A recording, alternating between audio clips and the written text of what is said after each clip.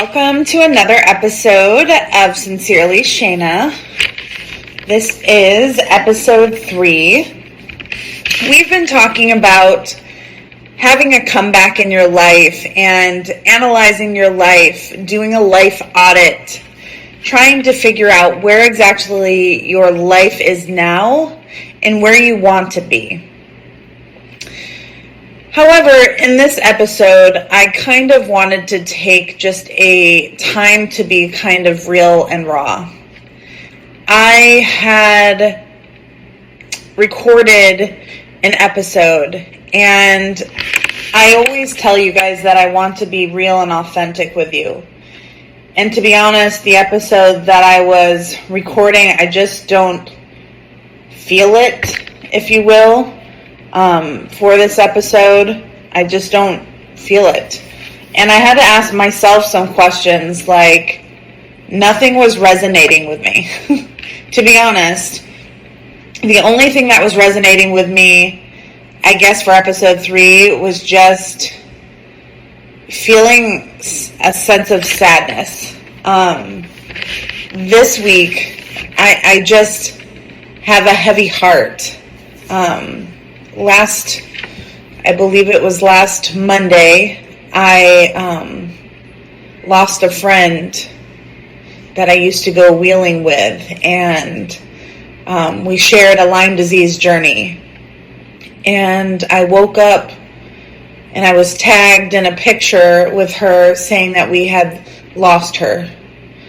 And it just broke my heart.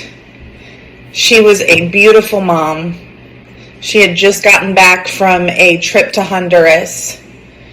And I just think how short and how precious life is. And I think about the rest of the week. I think about these little baby girls who went off to camp.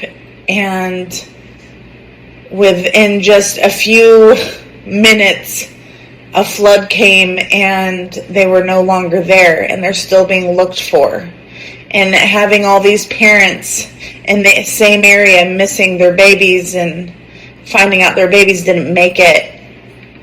And just the state of our world and the hatred and the racism and the things that are happening in our world right now, it just feels heavy. And to be honest, I couldn't get on this podcast and just talk about becoming the greatest version of yourself in happy terms, I suppose, because I feel like sadness, and some of that is part of the healing process, some of that is part of the process you have to go to, because without sadness and without hardships, we can't really appreciate the happy things that happen and the blessings that come out of the ashes, if you will. So I wanted this episode to be real, and I wanted it to be relatable. I don't want to give the polished glow up right now, and I don't want to give all the positivity, I suppose, because I wasn't feeling positive. And that's a part of life. I am here to give the helps and help you think about life, but I'm also here to show the real moments in life too. I mean, there is truth in that you can feel happy and sad at the same time, or you can be grateful for things and grieving. You can be excited, but you can also be exhausted. A woman that's willing to say out loud, I'm holding a lot and it's okay to say so. So this episode is going to be called Holding It All, when you're happy, sad, and carrying the world. Like I said, I'm not going to pretend I have the perfect message all tied up with a pretty little bow ready to deliver to you. Because if you've known me at all, you know that I am a very deep thinker and a deep feeler. I feel a lot all the time. It's just a part of me. I've taken those quizzes of like, okay, are you more logic? Are you more feel? Mine always come out 90% or 96% feeling. I think I have like 4% logic to me. I'm happy, but I'm also saddened at the state of things and losing people and just grieving. I'm sad at carrying dreams that sometimes I just can't seem to let go in the morning of the life that I thought that, I'd be living by now. And I think sometimes it's okay that we admit that we feel like we're carrying the whole entire world. And it doesn't make us weak. It makes us human. A lot of times, and I see a lot of people talk about mental health or not talk about it, because we don't talk about it. We don't talk about mental health stuff because people will think you're crazy. But the truth is mental health is deeper than the words itself. It's your mental health. Just the same as your physical health, your spiritual health, you have your mental health. Those three things are so important for your body to function properly. You need your spiritual health to be in line with what the Lord would have you to do and what you need to do, and be sensitive to your prayers and your blessings and who you are and what you are setting out to be. Your spiritual health is your faith, the things that you believe in, no matter what you believe. Your physical health. If you are struggling physically, I can only talk on what I deal with my Lyme disease. I really try not to give power to my Lyme disease, if I'm fully honest. I try to pretend sometimes that it's not there. But every morning I wake up and my whole body hurts. And it's hard to forget when it's there. And it's hard to talk about sometimes because though I look normal on the outside, on the inside, my body is hurting so bad. And one day I will get to the point where I find a good treatment plan. But it's hard when you are a mom. And it's hard when you are trying to take care of things and you don't have time to be down. And sometimes the pain, I manage enough to be able to do what I need to do, because I try not to focus and dwell on it. The more power I give my pain, the more power I feel like it has over my body. But I know my physical health is worth giving 100% and worth doing the best I can to make sure that I'm eating properly, that I'm doing what I need to do. And I know that goes along with spiritual health, and then we come to the mental health portion of it. My brain, your brain, those things that people don't want to talk about, and the fear and the ick that people get when they hear the word mental health. Oh, how's your mental health? Automatically, people go to craziness. But mental health is literally going hand in hand with physical health, spiritual health, all of those. How's your brain? Maybe that's an easier way to ask somebody, how's your brain? Is your brain hurting right now? Are you feeling a little confused in your brain? Maybe that's a different terminology that we can use. All I know is that your brain is beautiful, no matter how it functions. I'm tired of the stigma around people who struggle with PTSD, people who struggle with depression, anxiety, bipolar, every one of those things. And I'm tired of people looking at people like that, thinking that it's just crazy.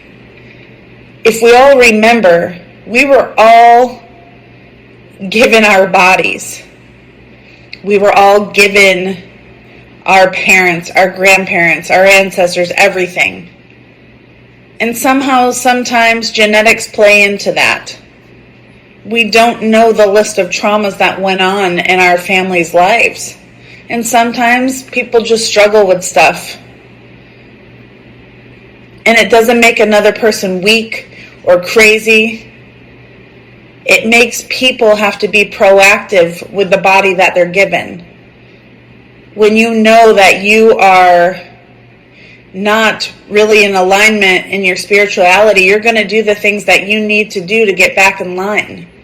When you know your physical health is not doing very well, you're going to do the things that prevent other things from happening.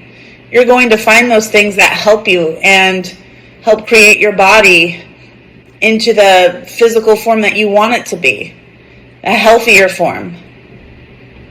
The same thing with your mental health. Being proactive and making sure, hey, is my brain healthy? It shouldn't be something that people don't acknowledge or talk about. Because I look and I watch women who struggle with these things. I watch men who struggle with these things. And sometimes men don't like to talk about it. It's hard.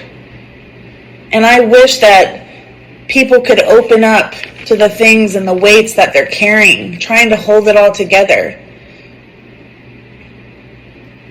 I look at, these different things that I've watched, or I have a newfound love for mamas. When I look at mamas playing with their babies and staying at home and doing all they can to help their babies, teaching them at home, mamas who have just had babies going through the postpartum, and I watch them just feeling so sad, and I think to myself, they're just struggling. They feel like the whole world is on top of them, and they probably feel so lonely. And I just want to encourage you to let you know that sometimes we do feel like we're carrying the whole world. And like I said before, it doesn't make you weak that you have these feelings. It makes you human.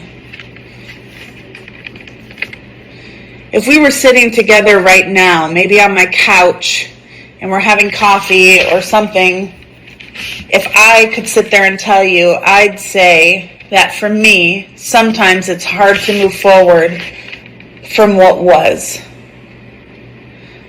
The marriage I imagined lasting forever, the version of my family I thought I'd always have, the life that maybe felt safe, even if it wasn't right for me anymore, I still miss parts of it. Sometimes more than I want to admit. And if you feel that too, please know that you're not alone. I think back to when I actually had a home. I had a 3-bedroom home, 2 floors on 5 acres. And I look back at that time in my life, and I'm going to be honest with you, I wish that I had the mindset I do now, because I would have loved to be in that home. That home had the most beautiful land, and I could have done so much with my photography. The home it was beautiful. Everything about it was just beautiful. It had some work it had to have on it, but it was like a 1900s home. And it was out in the middle of the boonies, and it just was a beautiful home. But I remember living in that home and feeling so alone. I was pregnant during the time I lived in this home for a little bit, and then I had our son. And being in the boonies, going through postpartum, taking care of my son, and I just felt very lonely in that year of my life. It just felt very isolating, and being in this home in the middle of nowhere felt even more isolating. And I remember I wanted to give up living in that beautiful home to live in an apartment just so I could see other people. But that's how bad I think that postpartum struck me. I was taking care of Abraham and not near anybody else. And at the time, my ex-husband was working, and I just remember feeling so tired and alone. But I didn't really talk about it.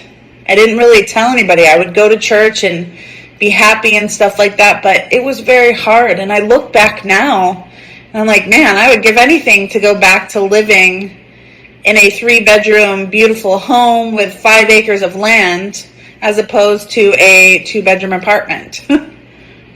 But different times call for different things, and at that moment, that wasn't what I needed in my life.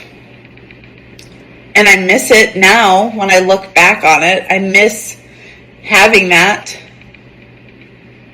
Life is very different when you become a single mom. And when I tell you I'd never known what that felt like, I never understood until I became one. Becoming a single mother was one of the most difficult things I've ever done in my entire life. Always having somebody around to help and be there and guide me, and then all of a sudden I'm in Arizona as a single mom with my son, trying to navigate divorce, trying to navigate being in a different state, trying to navigate knowing one person that I've known that was my best friend since I was 18, and then trying to figure out my life and what just happened. How did I get to where I was? But I realized that all of the things that I wanted and that I missed about my old life didn't add up to anything, because I still felt alone in it. No matter where I moved, no matter what change of area, because the feeling of loneliness doesn't go away until you start to look within. That's when I had to realize that loneliness doesn't just come from the outside factors, because you could move all over the world and still feel alone. You could do all the things and live in the most grand places and still feel alone. And I realized that until I was okay with who I was on the inside and living with myself and knowing that God had his hands wrapped around me, then I wasn't going to feel like I truly had somebody. Because I can tell you that those dark moments of literally crying in my bed, thinking, here I am, like I've never done this before. I don't really know what I'm doing. And if you've ever been through a divorce or walked through the single mom life or the single dad life, you know how hard that is to watch your child walk through it too. And trying to be happy and help them transition from the only world they'd known. It's hard. But I will say it's not impossible. And I will say through all the hardships, there are lights at the end of the tunnel. There are better days after you get through those hurdles. Unfortunately, some of those days do creep up every now and then and remind you of the things you had, and you just have to kind of keep looking forward. But here's the other truth. Because life is not just one thing. Even as I grieve, I keep dreaming. One day, I'd love to homeschool my boy and travel with my family and explore nature without rushing back to anything else. I would love to be one of those families that lives out of an RV or a van and just drives around the world, taking in the sunsets and the sunrises, and having my son do his homework on the edge of the Grand Canyon while we sit there and take in its beauty. I'm realizing the life I thought I wanted doesn't have to be the life that I still choose. Even though those things were stuff that I was like, oh, this makes life, it doesn't have to be the life that I look forward to. And during this week where I felt sad and thought, man, everything is just sad. I feel sad. I realized that I don't have to let those things that were behind me still define what I want and what I choose. Old things are passed away, and then there are new things. And I have to look that there can be different versions of me. The old Shayna, the old life of Shayna. I get to step out and be a new version of myself. And it's freeing and it's scary at the same time. You might be listening right now and thinking that, wow, this is a really depressing episode. Yeah, it probably is, in a sense. But it's real. You know why it can be uncomfortable? Because I'm talking about things that we don't like to talk about. I'm talking about things that stir up feelings and stir up emotions, and I can guarantee you that none of us really like to talk about feelings and emotions because it touches a portion, like I said before, it touches a room in your house that you don't want to open or you don't want to start looking into. And it gets uncomfortable. And that's okay. And it's okay to be uncomfortable sometimes. Because like I said before, everything that happens in our life, our body doesn't forget.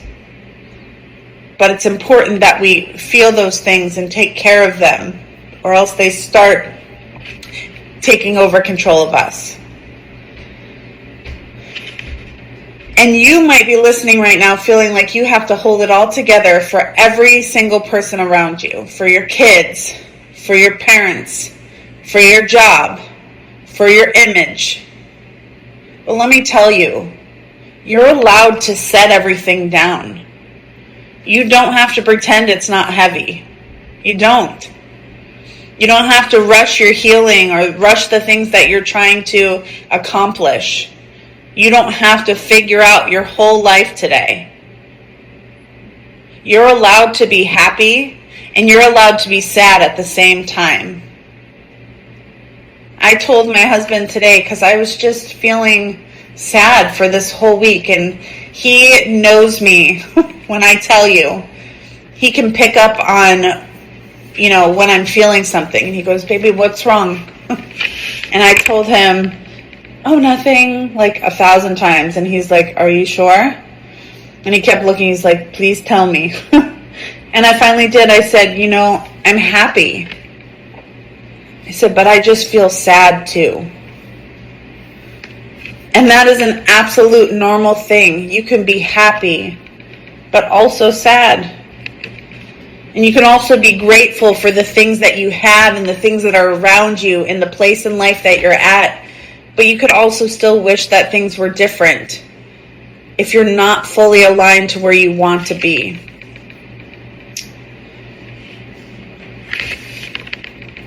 This is something that I would love to say to you if you were my best friend.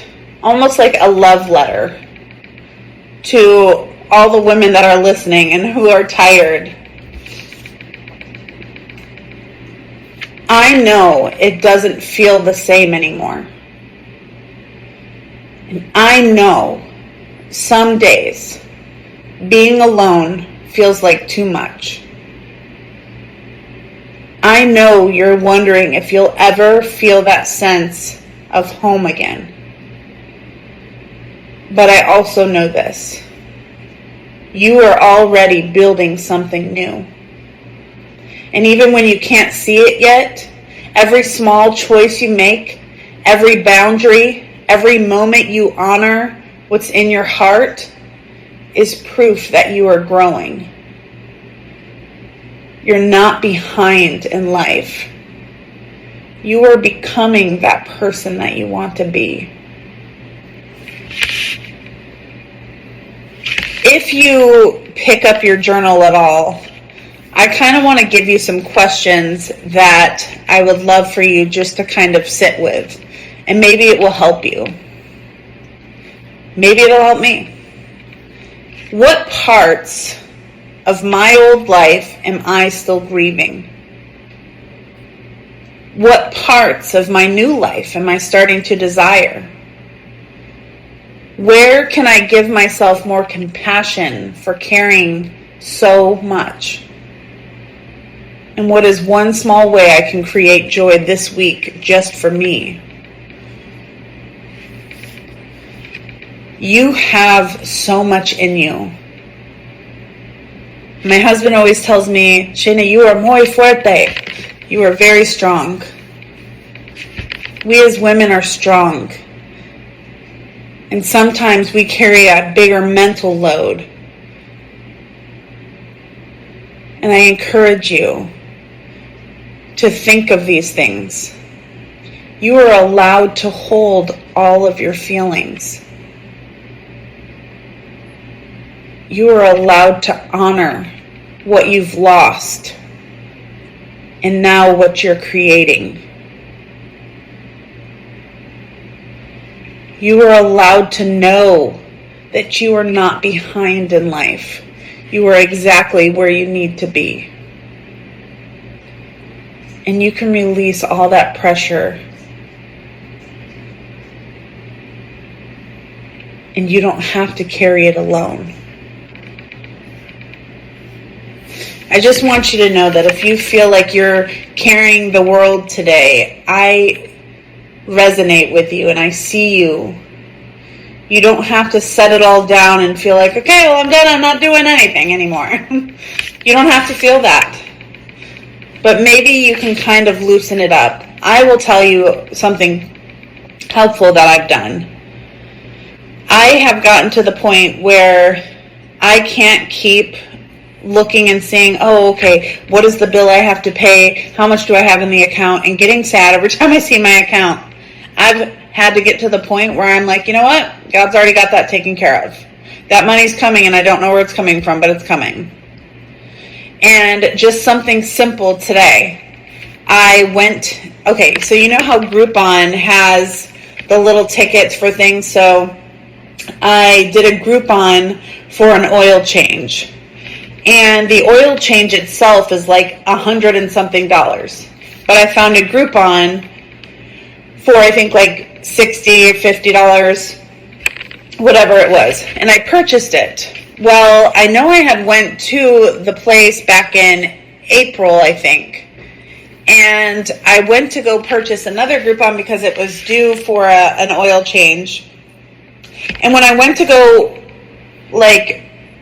get another Groupon for this oil change, Groupon fizzed out on me and wouldn't let things go through, and it wouldn't let my voucher go through or something. But then it showed that I had a voucher for an oil change, that it wasn't used. And I know the last time I went to this oil change, I marked it as used. I did exactly what the guy said, so I'm not really sure what happened. All I know is I have this voucher in my Groupon that is for an oil change. And when I tell you, I had literally been telling myself, okay, well, this is like $70 I got to put aside for this oil change. And then all of a sudden I have a voucher in my Groupon for that exact oil change. And I even went to try to purchase another, but like I said, Groupon glitched out. So I don't know if that was God being like, hey, I already got you covered. I got to the oil change place and, I told him, I said, he asked me how I was paying. I said, I have a Groupon, and I was waiting for him to tell me, okay, this doesn't match, because if so, I was going to try to figure out how to send the other one through, because it canceled it. I tried to buy it, glitched out on me, and then it said it was canceled.